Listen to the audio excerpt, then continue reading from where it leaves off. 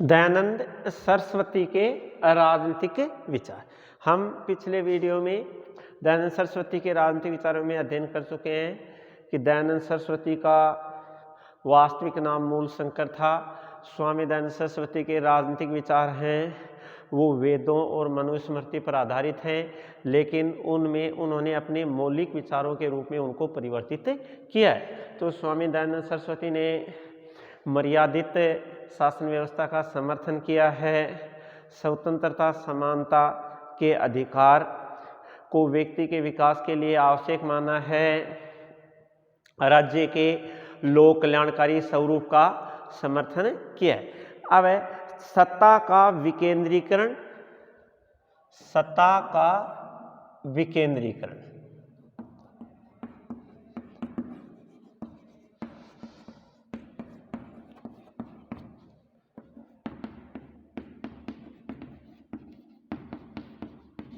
सत्ता का विकेंद्रीकरण व ग्राम प्रशासन। दयानंद का मानना था कि सत्ता का विकेंद्रीकरण होना चाहिए, सत्ता एक ही जगह केंद्रित नहीं होनी चाहिए। सत्ता का एक ही जगह केंद्रित होने से उसका दुरुपयोग होने की आशंका बनी रहती है। अतः उन्होंने सत्ता का विकेंद्रीकरण कर सत्ता में प्रशासन में गांव यानी ग्राम प्रशासन के भागीदारी पर भी जोर दिया। स्वामी दयानंद सरस्वती गांव की दयनीय स्थिति को देख करके, आर्थिक स्थिति के पतन को देख करके बड़े दुखी होते थे और गांवों को प्रशासन से जोड़ने के लिए, सत्ता का विकेंद्रीकरण करने के लिए उन्होंने अपने ग्रंथ सत्यार्थ प्रकाश में, दयानंद ने अपने ग्रंथ सत्यार्थ प्रकाश में कहा है कि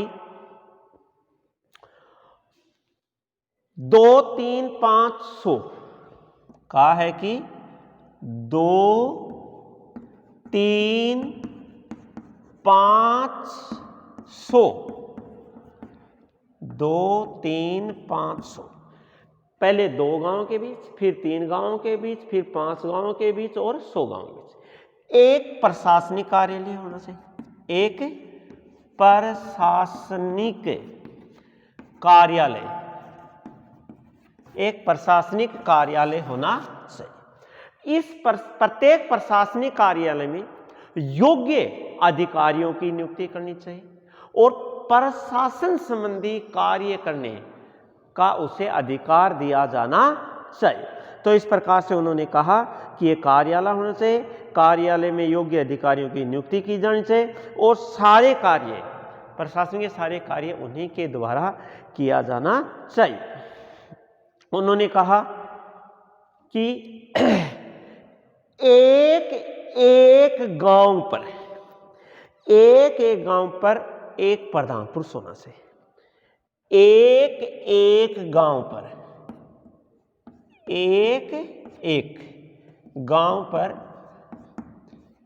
एक प्रधान पुरुष होना चाहिए।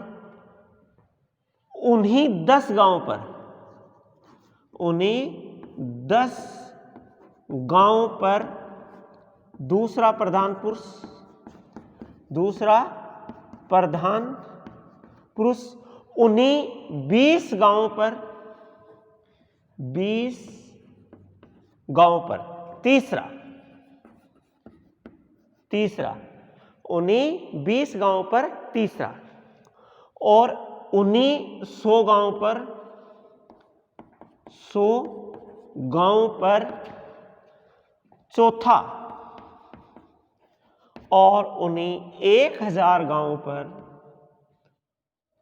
1000 गांवों पर 5वां प्रधान पुरुष होना चाहिए। प्रधान पुरुष होना चाहिए और इनको प्रशासन उन्हीं 1000 गांवों पर 5वां प्रधान पुरुष होना चाहिए। इस प्रकार ये जो गांव की एक गांव, 10 गांव, 20 गांव, 100 गांव, 1000 गांव, इन सभी इकाइयों को आपस में जोड़ देना चाहिए और इस प्रकार सत्ता का विकेंद्रीकरण करने पर जोर दिया है। सक्षम प्रशासनिक व्यवस्था का आग्रह। दयानंद ने अपने राजनीतिक विचारों में सक्षम प्रशासनिक व्यवस्था का आग्रह किया है।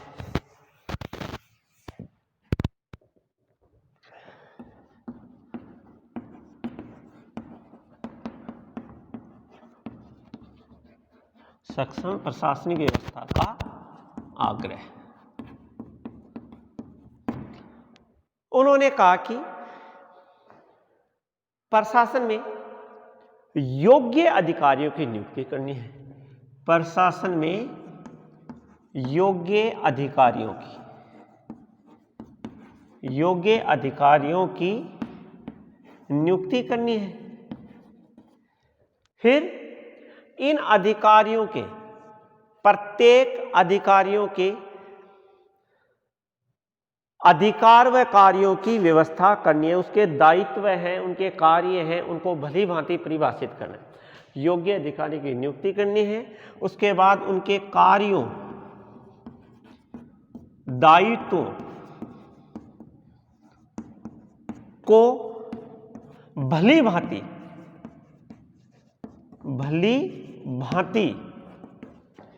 परिभाषित करना है, को भली भांति परिभाषित करना है। कार्यों, दायित्वों को भली भांति परिभाषित करना है। इसके बाद इनकी निगरानी रखनी है, इनके कार्यों का निरीक्षण करना है। और यदि कोई अकुशल पाया जाता है, कोई भ्रष्ट पाया जाता है, तो उसे दंडित करना है। दयानंद सरस्वती ने कहा कि ऐसे अधिकारियों को नियुक्त करना चाहिए जो ज्ञान में तत्परता हो, निष्ठा हो, जितेंद्रिय हो। ज्ञानी हो, जिसमें तत्परता हो, निष्ठा हो,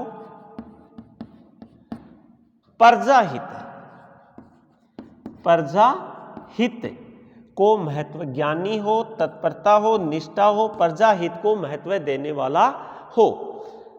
दयानंद ने कहा कि भ्रष्ट अधिकारी नहीं होना चाहिए, और यदि कोई अकुशल भ्रष्ट अधिकारी है तो उसको हटा देना चाहिए। क्योंकि दयानंद ने कहा हजारों अज्ञानी व्यक्तियों की अपेक्षा, हजारों अज्ञानी भ्रष्ट व्यक्तियों की अपेक्षा एक ज्ञानी व्यक्ति श्रेष्ठ है। हजार मूर्ख व्यक्तियों की अपेक्षा एक ज्ञानी व्यक्ति है तो वो श्रेष्ठ माना जाता है। एक ज्ञानी व्यक्ति श्रेष्ठ है। तो इस प्रकार से उन्होंने श्रेष्ठ प्रशासनिक व्यवस्था का आग्रह किया है। न्याय और दंड व्यवस्था, न्याय और दंड व्यवस्था व कर व्यवस्था संबंधी विचार। न्याय दंड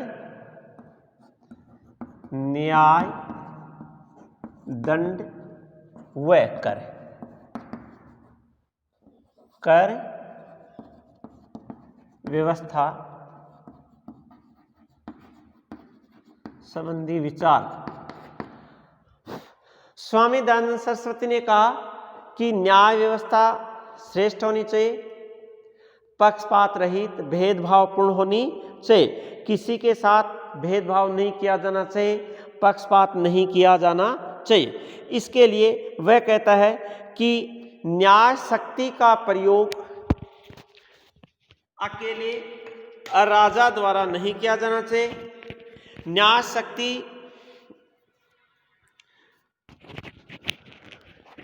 न्याय शक्ति का प्रयोग अकेले राजा द्वारा नहीं किया जाना चाहिए। इसके लिए राजा को एक धर्म सभा का गठन किया जाना चाहिए। न्याय के लिए राजा को धर्म सभा का गठन करना चाहिए, और इन धर्म सभा के जो अधिकारी हैं वो न्याय का कार्य करेंगे। धर्म सभा के सदस्य न्याय का कार्य करेंगे।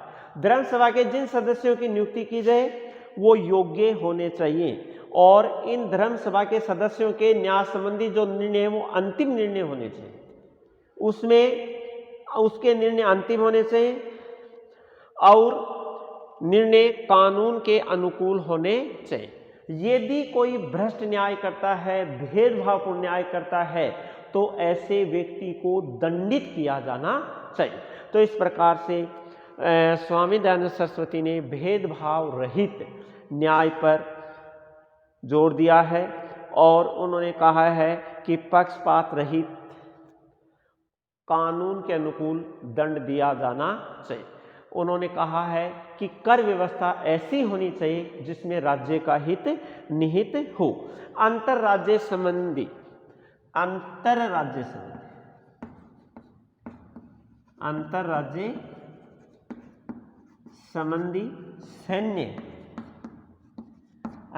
संबंधी सैन्य व्यवस्था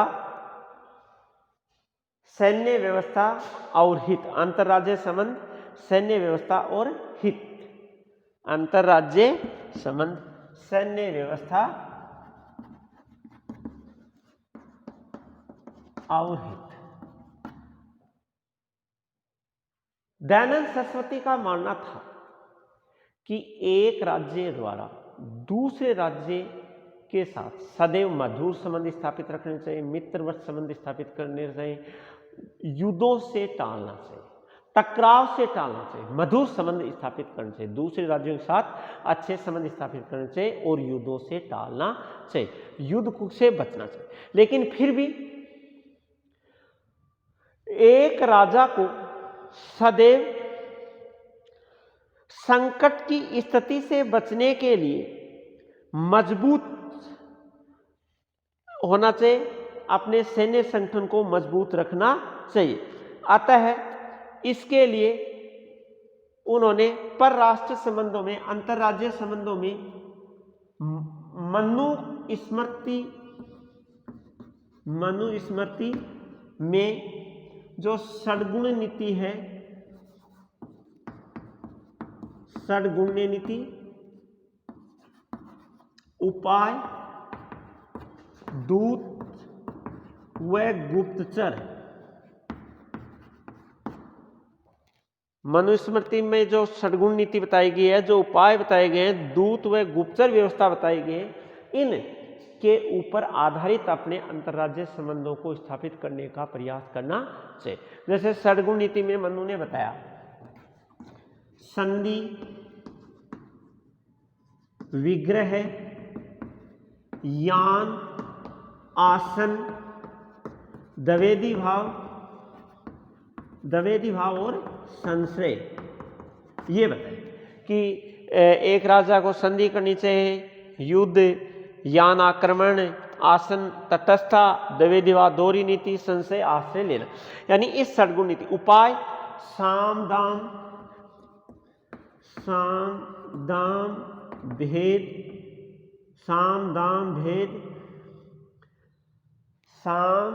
दाम भेद और दंड, ये चार उपाय बताए। दूत और गुप्तचर, एक राजा का दूसरे राज्य में दूत होने चाहिए, गुप्तचर होने चाहिए, ताकि उन राज्यों की जानकारी उस राजा को मिलती रहे। तो इस प्रकार से उन्होंने अंतरराज्य संबंधों पर जोर दिया है। सैन्य व्यवस्था के बारे में भी उन्होंने कहा है कि योग्य, देशभक्त, सक्षम सैन्य व्यवस्था का निर्माण करना चाहिए, ताकि आवश्यकता पड़ने पर शत्रु का मुकाबला किया जा सके और अपने राज्य की रक्षा की जा सके। सार्वभौम मानवतावाद का समर्थक, सार्वभौम मानवतावाद का समर्थक, सार्वभौम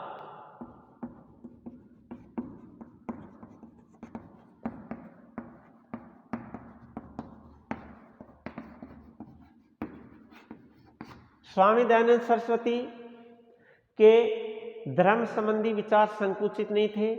उन्होंने भारतीय राष्ट्रीयवाद को सबसे ज्यादा महत्व देते हुए भी विश्व बंधुत्व, सभी विश्व के प्रति चिंतक थे, पूरे विश्व का, सभी विश्व की जनता का वो कल्याण चाहते थे। इसलिए उन्होंने धर्म की श्रेष्ठ बातों को अपनाते हुए